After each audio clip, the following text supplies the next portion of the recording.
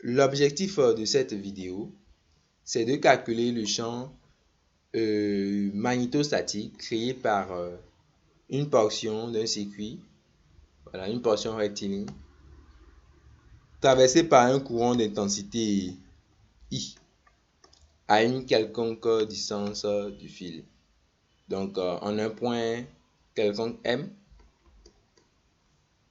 voilà, de ce fil.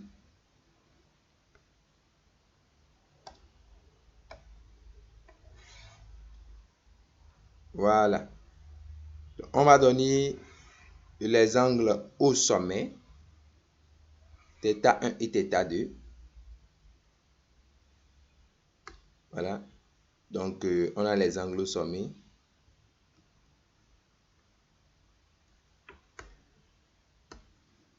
θ1 et θ2. Et le point A et le point B. Voilà. Nous allons prendre ici une base IJK. Donc, I pour le premier vecteur, J pour celui-ci. Et K pour un vecteur qui est sortant. Donc, K. Et voilà. Donc, on a une base IJK. Donc, les données sont bien là. Ici, c'est un angle droit. Nous allons y placer un point O. Voilà. Tout d'abord, quel est l'intérêt en fait d'étudier le champ créé par ce segment?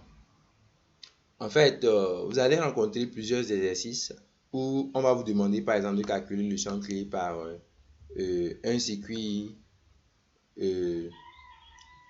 carré par exemple,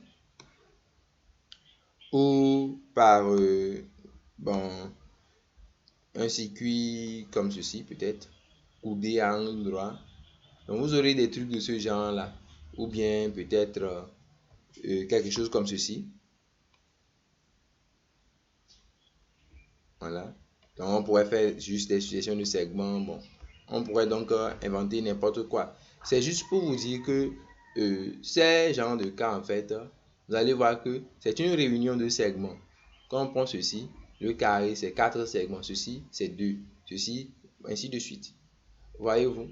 Donc, pour pouvoir répondre à chacun de ces exercices, vous devez savoir calculer le champ magnétique créé par un seul segment. Une fois que vous avez établi une formule, il s'agirait maintenant d'user de superposition pour trouver les champs magnétiques dans les autres cas. Donc ce cas-ci est très intéressant. C'est pour cela que cela nous intéresse dans cette vidéo. Dans d'autres vidéos, si vous êtes intéressé, dites-le en commentaire. Nous allons traiter des cas où on applique la formule que nous aurons obtenue. Voilà. Donc, sans plus tarder, continuons avec notre exercice. Pour traiter l'exercice en question, nous allons procéder comme suit. Nous allons calculer le champ magnétique créé par la portion supérieure au A. Ensuite, avec une formule que nous aurons établie, nous pouvons facilement obtenir aussi la formule pour trouver le champ magnétique créé par OB. Et le champ magnétique total sera la somme des deux champs. On va calculer le champ créé par OA, ensuite celui créé par OB. Et ça sera assez facile à déduire le champ magnétique créé par AB au total. Tout ça sera la superposition de celui créé par OA et de celui créé par OB.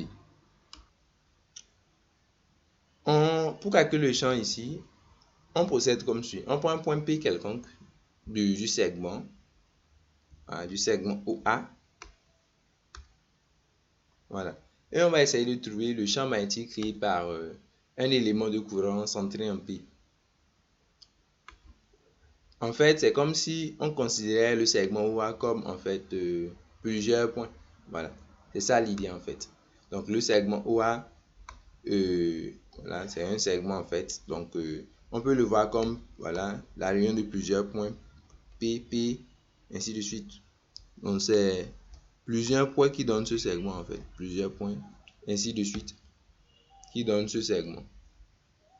Plusieurs points, voilà. Il y en a plusieurs en fait. On peut le voir comme ça. Donc ce que nous allons faire pour trouver le champ magnétique créé par OA en fait, on va calculer le champ magnétique créé par en quelque sorte chaque point. Voilà, ou bien chaque petit segment de OA. Et donc le champ total créé par le segment OA sera la somme de ces champs. Donc l'idée est que le segment OA voilà, crée un champ magnétique total qui est B. Quand on prend un point P du segment, il crée un champ magnétique élémentaire que nous allons noter dB indice P au point M. Voilà. Donc, la loi de Biot-Savart donne l'expression de dB P en M comme étant égal à quoi? Mu 0 I sur 4 pi. Voilà. DOP vectoriel PM divisé par la distance PM au cube. Voilà. C'est ce que nous donne la loi de Biot et Savart.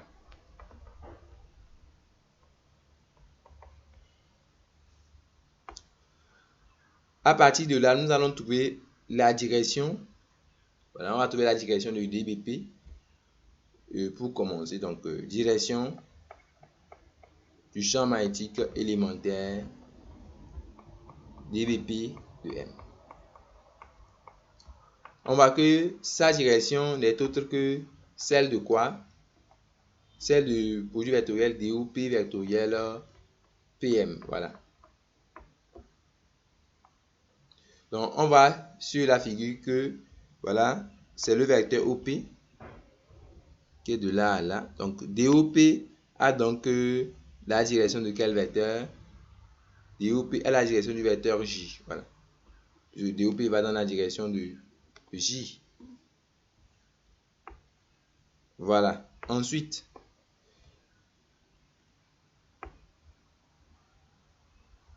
qu'en est-il de PM? Donc, PM, on va le représenter sur la figure. Donc, de P à M. Voilà, de P à M. Voilà la direction. Donc, quand on fait le produit vectoriel, on va trouver donc un vecteur qui est à la fois perpendiculaire à quoi? À J et à PM. Et on voit que ce vecteur, c'est le vecteur K. Le vecteur K, en fait, est un vecteur qui est perpendiculaire au plan. Le vecteur K est perpendiculaire au plan IJ. Donc, le vecteur K est à la fois perpendiculaire à OP, orthogonal aussi à PM. Donc, voilà. On pourra donc dire que la direction de DOP vectoriel PM est celle de K. Voilà. Donc, dBP a la direction de K. Donc, dBP M, voilà, a la direction de quel vecteur? La direction du vecteur K. Maintenant, il reste à parler du sens, n'est-ce pas? Le sens de dBP de M. Donc, le sens de dBP de M. On imagine qu'on tourne un bouchon de DOP vers PM. En gros, ici, de OP vers PM. Donc, il faut suivre le sens du courant. OP, le courant va de O à P. Donc, on va tourner en fait un bouchon dans le sens du courant vers PM. Donc, cela sera comme ça, puisque le courant va comme ça. PM est dans cette direction. Donc, on tourne ça dans ce sens. Et on voit que quand on tourne un bouchon dans le sens là, est-ce que le bouchon il est en train de sortir? Donc, quand on tourne le bouchon comme ceci en gros. Voilà, donc le courant vient comme ça, le courant passe en fait comme ceci. Voilà. Et PM est dans ce sens. Donc, on tourne de ça vers ça. Voilà. Donc, on tourne dans ce sens-là. Là, on est en train de faire quoi? De fermer ou d'ouvrir la bouteille. Quand vous tournez dans ce sens, on est en train de fermer, ce qui fait que le bouchon rentre. Donc, à la direction contraire de K, puisque ici K est un vecteur sortant. K, ce symbole veut dire que K sort. Donc, voilà. On pourra dire donc ici que le champ est comment? Entrant. Donc, à le sens de moins K. Direction et sens de moins K. Voilà. Sens. Celui contraire de K.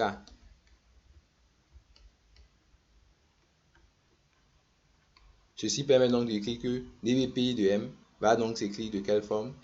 dBP de M va s'écrire comme, en fait, moins la norme, moins sa norme, fois le vecteur quoi? Fois le vecteur K. Donc, il reste à calculer sa norme pour décider. Voilà.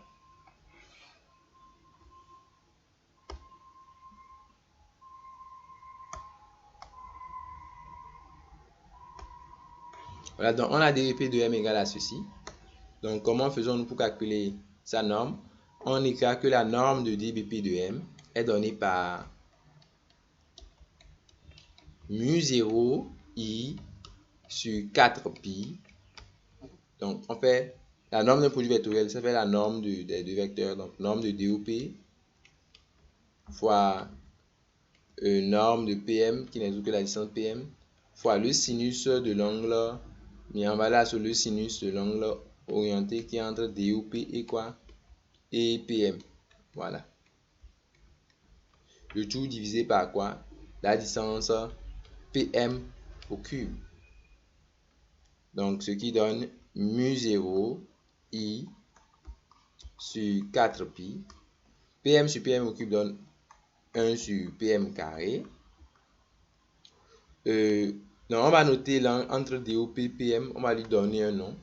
Donc, entre DOP et PM. Donc, DOP, en fait, ça va dans le sens de OP. Donc, pour faire une représentation, donc DOP, c'est un vecteur comme ceci, par exemple. Donc, disons que c'est ça notre DOP. Donc, vectoriel PM. L'angle entre les deux, entre DOP et PM, sera noté alpha. Donc, comme ceci, par exemple. Donc, l'angle là, on va l'appeler alpha. Voilà.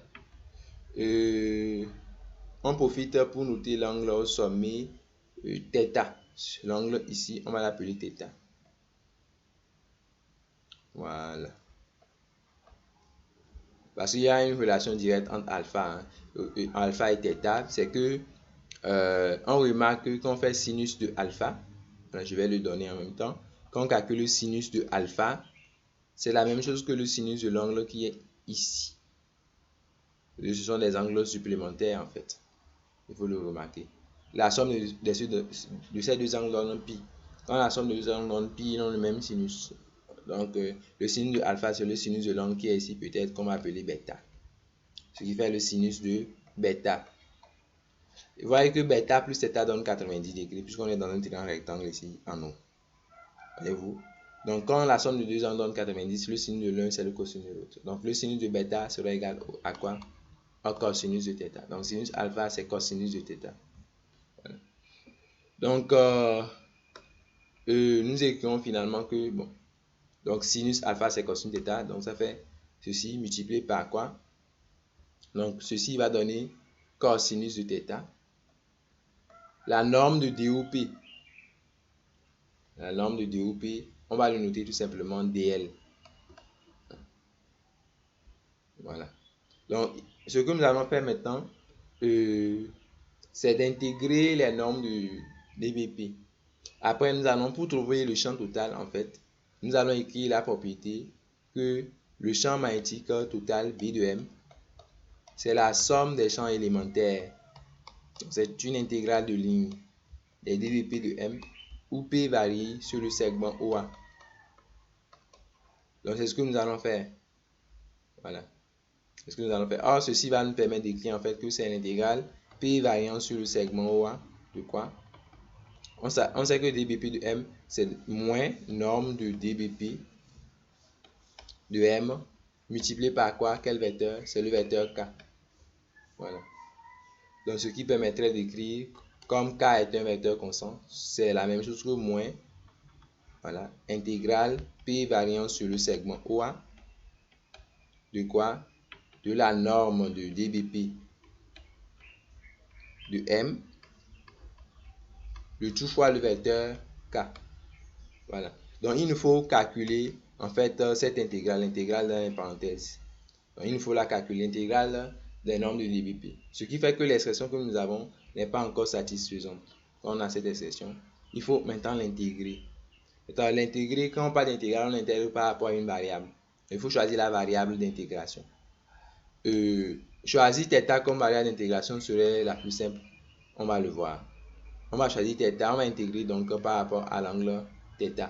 Ce qui fait que quand on a cette expression, il faut essayer d'exprimer tout en θ, tout en fonction de θ. Donc le dl et le pm, voilà, mu0i et 4pi sont des constantes en fait.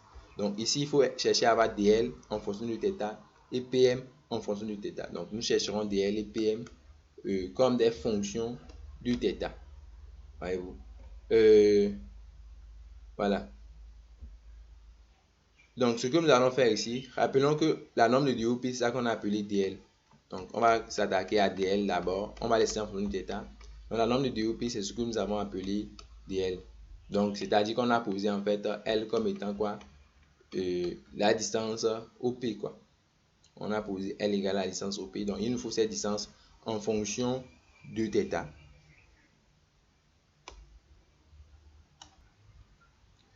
Donc voici la figure. Nous allons essayer d'exprimer par exemple le cosinus de l'angle θ dans le triangle rectangle PMO. Donc cosinus θ dans ce triangle serait égal à le côté adjacent à l'angle θ, donc qui est OM divisé par l'hypoténuse. L'hypoténuse PM. Bon, il serait préférable d'appliquer la tangente alors de l'angle θ. Tangente de l'angle θ. Ça donne quoi? Ça donne OP divisé par OM. Voilà. La distance OM sera un inconnu donné par une inconnue donnée par l'énoncé. Donc on peut poser OM égale à petit d par exemple. Voilà, donc donné par l'énoncé. Et dans la distance OP, c'est ce que nous avons appelé L. Donc ça fait L divisé par D. Voyez-vous qu'à partir de là, vous pouvez tirer L qui est égal à quoi? L qui est égal à D tangente θ. Et donc on pourra trouver dl. Donc, ou bien la dérivée de L par rapport à θ. La dérivée de L par rapport à θ est donc donnée par la dérivée de tangente θ par rapport à θ, c'est 1 sur cosinus carré θ. Donc ça fait D sur cosinus carré θ. Donc on peut trouver que dl c'est donné par D divisé par cosinus carré θ dθ. Voilà donc l'expression du dl. Maintenant il nous reste quoi? L'expression de PM, n'est-ce pas? Donc, il nous reste PM aussi. Donc pour estimer PM, on peut penser à appliquer quoi? On peut penser à appliquer le cosinus de l'angle θ pour trouver PM. Donc disons que pour trouver PM, nous appliquons cosinus de l'angle θ qui donne quoi? Le côté adjacent qui est à l'angle θ qui est en fait OM divisé par l'hypoténuse PM. À partir de là, vous pouvez tirer 1 sur PM carré qui serait égal à quoi? Cosinus carré θ sur OM au carré. N'oublions pas que OM c'est ce que nous avons appelé petit d. Donc ça fait cosinus carré θ divisé par quoi? D carré. Maintenant il faut aller remplacer ces expressions trouvées dans l'expression du champ dBp. Voilà un récapitulatif de ce que nous avons obtenu. Donc nous aurons dBp de m égale à quoi alors? Donc on remplace mu0i sur 4pi. Donc 1 sur pm carré, voici cosinus carré θ sur d carré. Donc multiplié par cosinus carré θ sur d carré. Donc, il y a le cosinus θ qu'on replace dl qui fait en fait d sur quoi? D sur cosinus carré θ dθ. Donc ceci donne quoi? Il y a une simplification comme vous pouvez le voir. Donc cosinus carré θ ici et ici. D et d carré, ce qui va donner mu0i sur 4pi d multiplié par quoi? Cosinus de θ dθ. Donc on peut alors intégrer donc intégrale de dBp de m,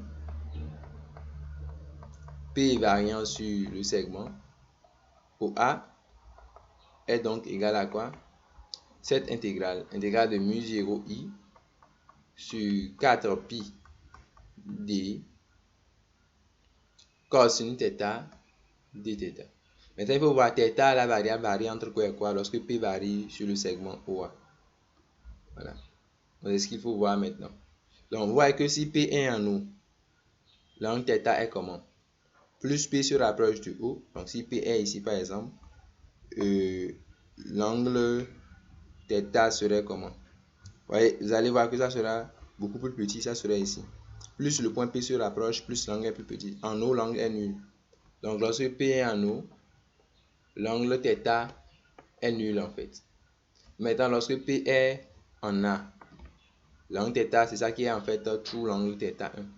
Donc, lorsque P est en A, l'angle θ, c'est θ1. Donc, il faut intégrer de 0 à θ1. Donc, en haut, l'angle c'est 0 et en A, c'est θ1. Voilà, donc ceci permet d'écrire que ça fait mu 0i sur 4 pi d multiplié par quoi?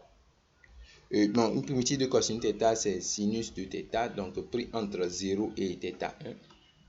Donc, ceci donne mu 0i sur 4 pi d fois quoi?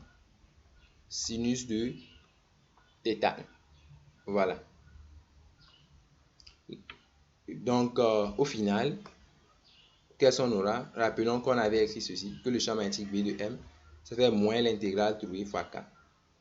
Voilà, donc BM est alors égal à quoi? Quelle intégrale avons-nous trouvé? On a trouvé ceci pour intégrale.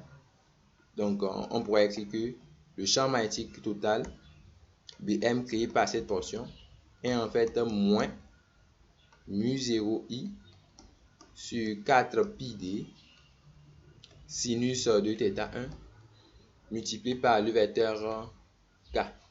Voilà. Ce à quoi nous attendons. Maintenant, rappelons que ce n'est pas exactement ce qu'on voulait puisqu'il y avait deux choses.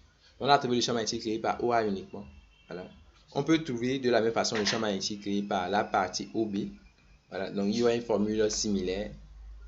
Donc, baptisons par B1 le premier champ. Donc, disons que finalement, le premier champ créé par la partie OA, je vais noter ça BE, indice OA, voilà, de M, c'est donné par moins mu 0i sur 4 pi d sinus de θ1 fois K. De la même façon, on aurait le champ créé par OB qui est encore moins mu 0i sur 4 pi d, sauf que là, l'angle c'est quoi?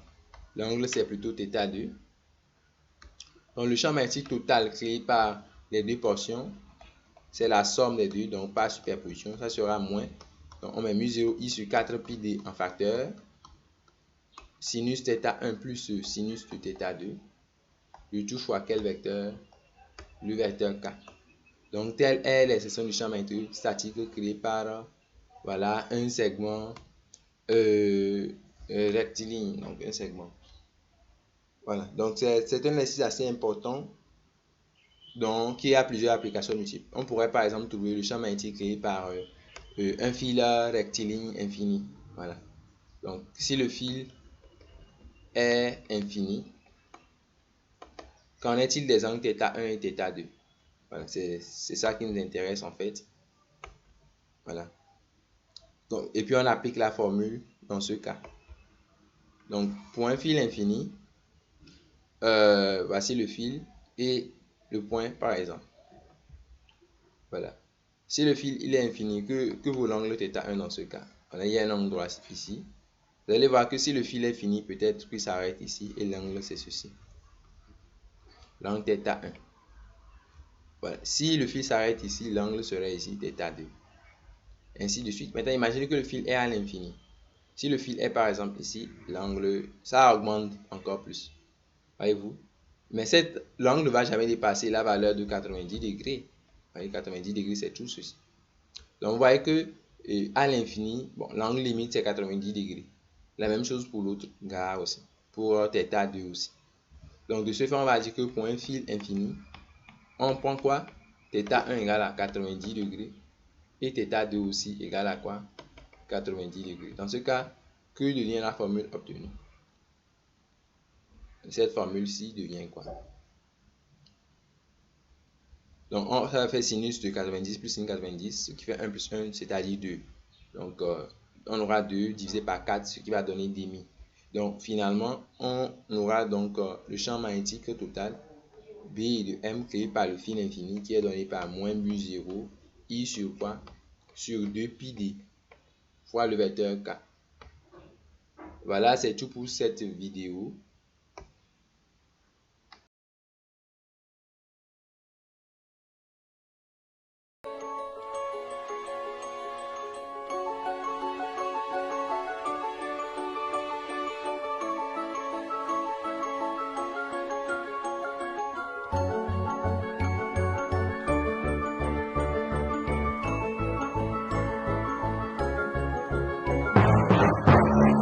Le Zoovuste, la zone des sciences.